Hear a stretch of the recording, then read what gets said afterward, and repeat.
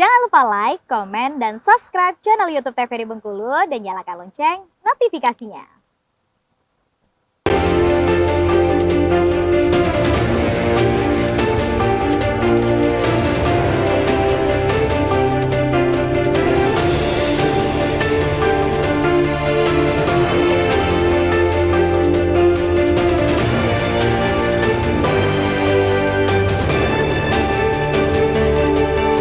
Kembali pemirsa di Berunda TVRI Bengkulu untuk sore hari ini edisi Senin untuk 19 Februari 2024 dengan tema kita mengenai kunjungan pasien di Rumah Sakit Jiwa pasca pemilu dengan narasumber ada Gabriel selaku psikolog dan juga ada Dr. Anastasia selaku psikiater tentunya. Nah, kita kembali berbincang dengan Gabriel terlebih dahulu selaku psikolog ya.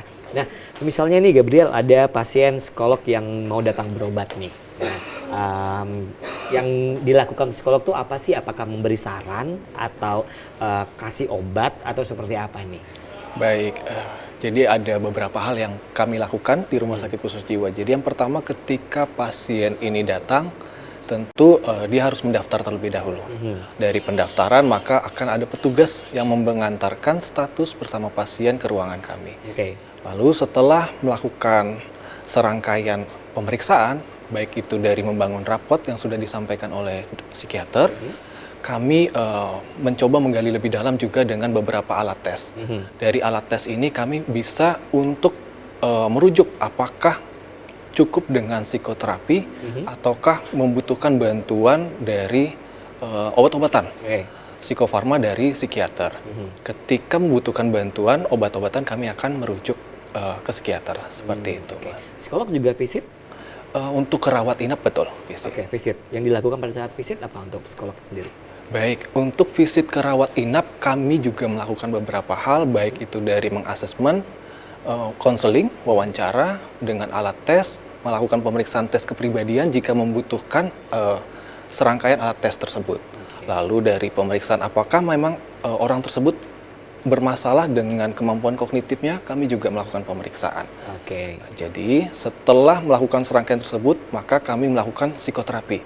Psikoterapinya bisa berupa suportif atau dukungan untuk meningkatkan emosi positif dari si pasien. Seperti itu. Visit dari psikolog ini sendiri apakah tiap hari atau ada kunjungan jadwalnya?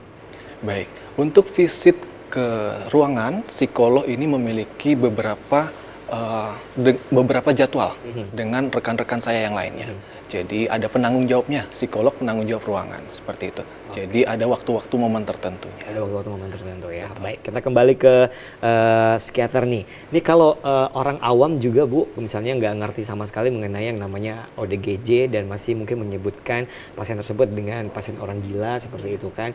Nah, mungkin kebanyakan orang belum tahu bahwa yang dilakukan rumah sakit jiwa itu pada saat rawat inap ataupun yang kalau sudah dibawa ke rumah sakit jiwa itu yang mereka dapatkan itu apa saja. Mungkin kita bisa kasih edukasi juga ke masyarakat tentunya mengenai hal tersebut, pengobatan apa saja yang dilakukan, apakah cukup pengobatan dari dokter, medis dan sebagainya. Ya, jadi tentu pasien masuk dari dua jalur ya Pak. Bisa IGD, unit gawat darurat, instalasi gawat darurat, maupun dari rawat jalan.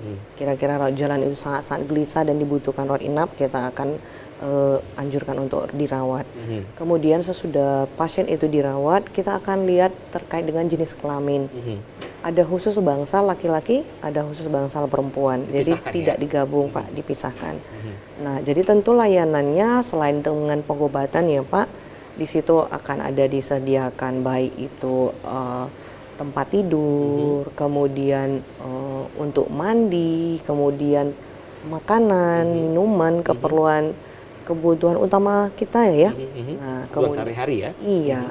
Jadi di situ semua kita sediakan Pak. Kemudian sesudah di situ juga kita lakukan terapi seperti yang halal dimenangkan, terapi musik, kemudian berolahraga. Ya, ada setiap pagi kita memberikan hal tersebut. Kemudian ketika pasien tersebut kita nilai sudah jauh stabil ya, sudah jauh stabil, kemudian mungkin keluarga belum datang untuk menjemput. Padahal kita sebenarnya sudah komunikasikan, tetapi mungkin keluarga belum dapat menjemput. Nah, maka kita akan lakukan yang namanya rehabilitasi sosial.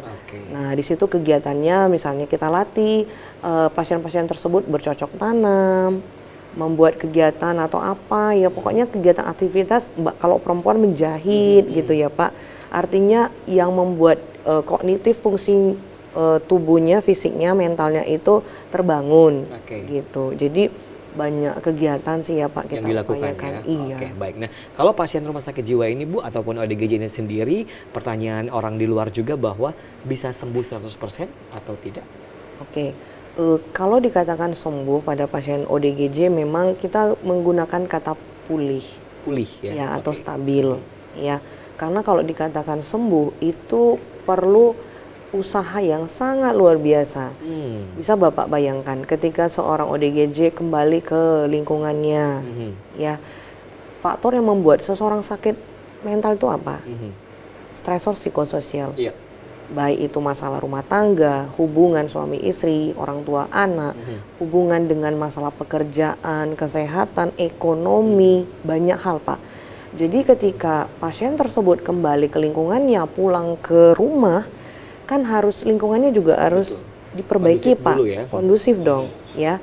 Maka dikatakan mau sembuh 100% ya kita harus berupaya sangat ya Pak gitu. Jadi jangan kita tuntut hanya kepada orang tersebut saja, personalnya saja, tidak. Tapi orang-orang di sekitarnya kita perlu juga perbaiki apa-apa hal yang memang memicu daripada sehingga dia mengalami masalah-masalah kesehatan jiwa tadi gitu. Maka kadangkala family therapy juga ada ya Pak ya. Dimana ketika kita anamnesis masalahnya misalnya ada di dalam keluarga, rumah tangga, hubungan suami istri, maka dengan begitu kita akan inisiatif untuk mengundang baik itu orang tuanya atau anaknya atau istri atau suaminya. Ya, artinya pemicu-pemicu seseorang tersebut mengalami gangguan itulah yang harus kami perbaiki juga.